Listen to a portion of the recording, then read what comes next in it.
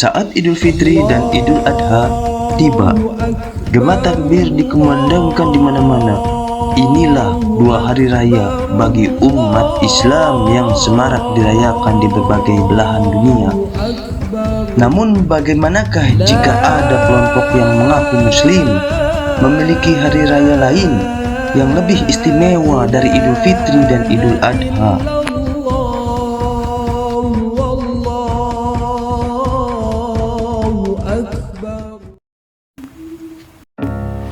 Peristiwa Ghadir Hum banyak diriwayatkan namun berbeda dari yang dipahami kaum Syiah.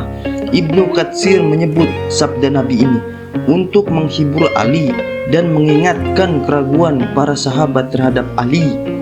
Kata maula dalam hadis itu bisa diartikan sebagai kekasih atau teman sejati. Saat itu Rasulullah memuji Ali, "Barang siapa yang menjadikanku teman sejati, maka Ali sebagai teman sejatinya." Mengikuti ucapan Nabi ini, Umar bin Khattab kemudian berkata, "Mulai hari ini Anda adalah teman sejati saja." Jika Rasulullah bermaksud dalam hadis itu sebagai pengangkatan khalifah, tidak mungkin Rasulullah menggunakan kata maula yang memiliki arti banyak. Jika kepemimpinan sepeninggal Rasulullah menjadi hak Ali bin Abi Thalib, Rasulullah pasti akan menyatakan secara tegas dengan kalimat yang tegas, namun faktanya tak ada satupun sabda Nabi yang menjelaskan siapa yang melanjutkan kepemimpinan sepeninggal beliau. Kata maula juga digunakan Allah Ta'ala dalam firman-Nya, "Maka pada hari ini tidak diterima tebusan dari kamu dan tidak pula dari orang-orang kafir. Tempat kamu ialah neraka. Dialah tempat berlindungmu, teman setiamu, dan dia adalah sejahat-jahat tempat kembali." Al-Quran Surah Al-Hadid ayat 15. Api neraka dalam ayat ini disebut maula bagi orang-orang kafir karena kedekatannya. Dalam ayat lain Allah berfirman, "Itu karena Allah adalah maula, yaitu sebagai pelindung dari orang-orang yang beriman, dan karena orang-orang kafir tidak mempunyai maula bagi mereka." Al-Quran Surah Muhammad ayat 11. Sungguh jelas berbagai dalil ini. Sabda Nabi di Ghadir Hum tak bisa dijadikan alasan pengangkatan Rasulullah terhadap Ali bin Abi Thalib sebagai khalifah. Berbagai dalil kuat yang dijelaskan para ulama Sunni tetap tak bisa diterima oleh kaum Syiah. Bagi mereka Nabi Muhammad telah memilih penggantinya, yaitu Imam Ali bin Abi Thalib. Kemudian dilanjutkan oleh keturunannya yang disebut Ahlul Bait. Mereka menuduh Abu Bakar, Umar bin Khattab, dan Utsman bin Affan telah merampas hak kepemimpinan yang mestinya diserahkan kepada Ali bin Abi Thalib. Selain hadis Nabi di Ghadir Hum, para ulama Syiah seperti Al-Bahrani dalam kitab tafsirnya Al-Burhan fil Tafsir Al-Quran atau At-Tabai dalam tafsir Al-Mizan memperkuat hak imamah yang harus dipegang Ali bin Abi Thalib dan keturunan dengan menafsirkan ayat 55 dalam Al-Maidah, "Sesungguhnya penolong kamu adalah Allah, Rasulnya dan orang-orang beriman yang mendirikan salat dan menunaikan zakat seraya mereka tunduk kepada Allah." Menurut kaum Syiah, ayat ini diturunkan secara khusus untuk Ali bin Abi Thalib dan keturunannya. Karena itulah mereka mengkafirkan banyak sahabat Nabi, terutama Khalifah Rasyidin.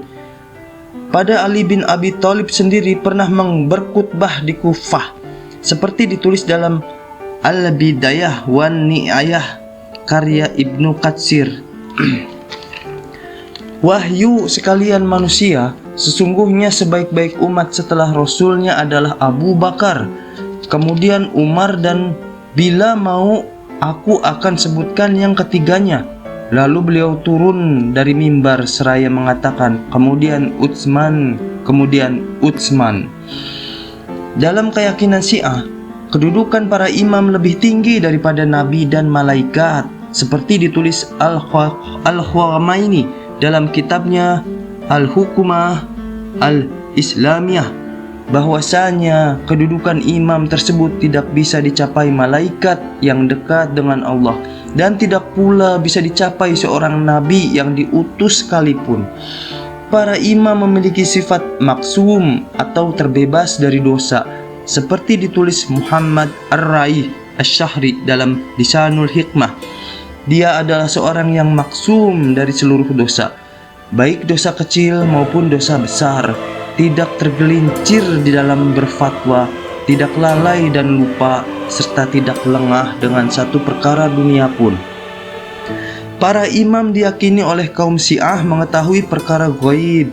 Seluruh perbendaharaan langit dan bumi diperlihatkan kepada mereka, dan mereka pun mengetahui apa yang terjadi dan akan terjadi sampai hari kiamat.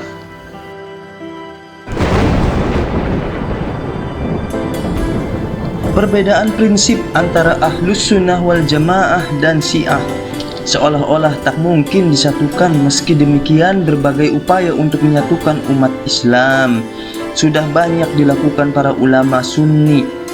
Pada tahun 1960-an, Syekh Mahmud Saljud bin Syekh Al-Azhar pernah mengeluarkan fatwa membolehkan beribadah dengan mazhab Ja'far atau Ja'fari dari kalangan Syiah.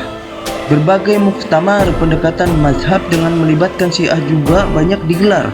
Syekh Yusuf Qaradawi termasuk ulama yang banyak mengkampanyekan persatuan umat.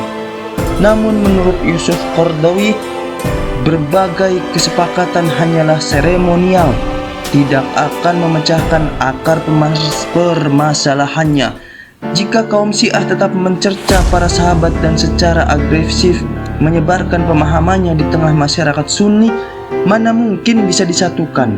Jika kaum Syiah berprinsip imamah atau kepemimpinan bagian dari akidah, tidak disebut beriman seorang muslim jika tidak beriman kepada 12 imam mereka.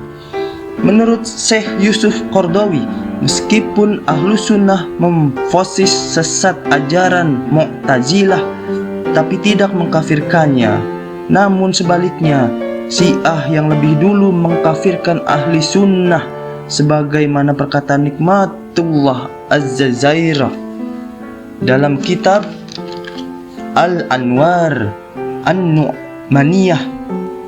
Sesungguhnya kami tidak bisa bertemu Ahlu Sunnah di dalam satu Tuhan, dan tidak akan dalam satu Nabi, dalam satu imam. Faham mudah mengkafirkan orang lain adalah faham berbahaya. Ali bin Abi Thalib tidak pernah mengkafirkan kelompok yang memeranginya dalam perang Jamal maupun perang Siffin, termasuk kaum Khawarij yang mengkafirkan Ali dan Muawiyah. Sayyidina Ali pernah ditanya tentang Khawarij, apalah mereka itu orang-orang kafir? Ali menjawab, mereka lari dari kekufuran. Beliau ditanya lagi, apakah mereka masuk ke dalam orang-orang munafik? Ali menjawab, orang-orang munafik itu tidak pernah mengingat Allah kecuali hanya sedikit. Ali ditanya lagi, lantas siapakah mereka itu?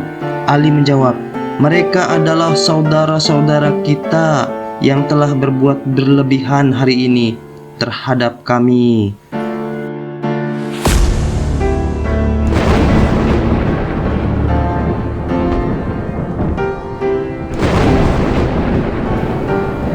Seorang muslim tidak boleh berlebihan mencap kafir orang lain kecuali sudah jelas kekufurannya disertai dalil-dalil yang kuat.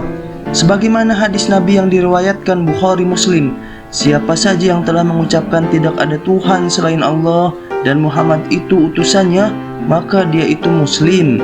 Kalimat itu telah melindungi darah dan hartanya, dan Allah yang akan menghisapnya kelak. Meski demikian, tak berarti Ahli Sunnah menerima Syiah begitu saja dan membiarkan berbagai penyimpangan yang menodai kemurnian ajaran Islam. Allah Ta'ala telah memerintahkan kita dalam firman-Nya, dan ingatlah ketika Allah mengambil janji dari orang-orang yang diberi kitab, yaitu hendaklah kamu benar-benar memenangkannya, isi kitab itu, kepada manusia, dan janganlah kamu menyembunyikannya. Quran Surat Ali Imran ayat 187.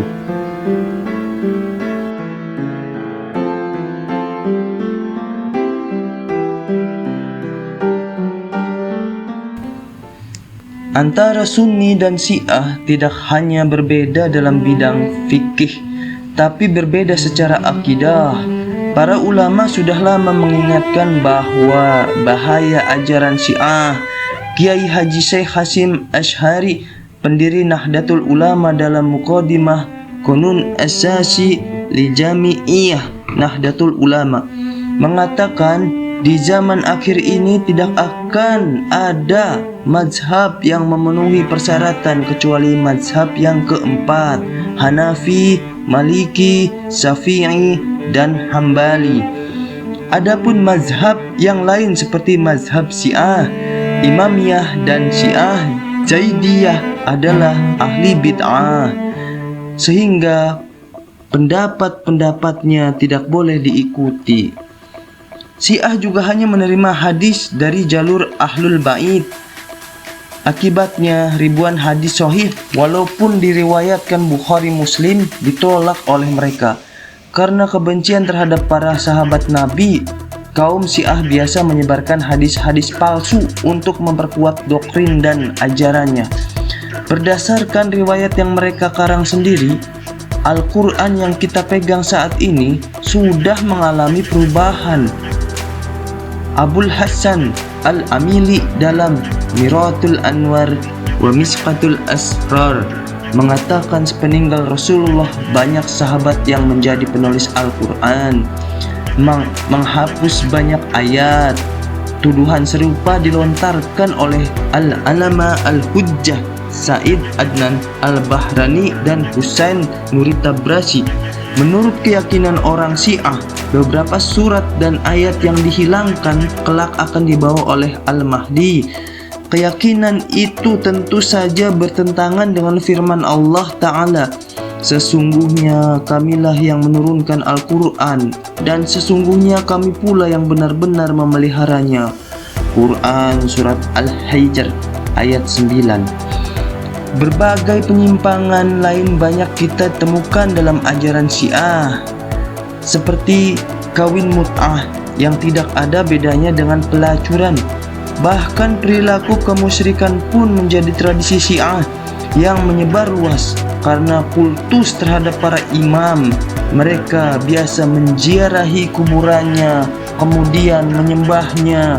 Mereka pun berdoa dan meminta pertolongan mereka karena diyakini para imam meskipun telah wafat bisa membuat mereka kaya dan miskin, dan bisa membuat mereka senang dan atau sengsara. Seperti disaksikan oleh Syekh Yusuf Qaradawi, para penziarah mendatangi makam imam dengan bersujud sambil merangkak ke arah kuburan yang berjarak 10 meter. Na'udzubillahi min zalik. Pemirsa Saurzana, mudah-mudahan episode Syiah ini menambah pemahaman kita tentang ajaran Syiah, hingga kita makin waspada dengan perkembangan faham ini di negeri kita. Semoga Allah melindungi kita semua dari bencana akidah dan ajaran yang sesat. Terima kasih atas perhatian Anda, dan wassalamualaikum warahmatullahi wabarakatuh.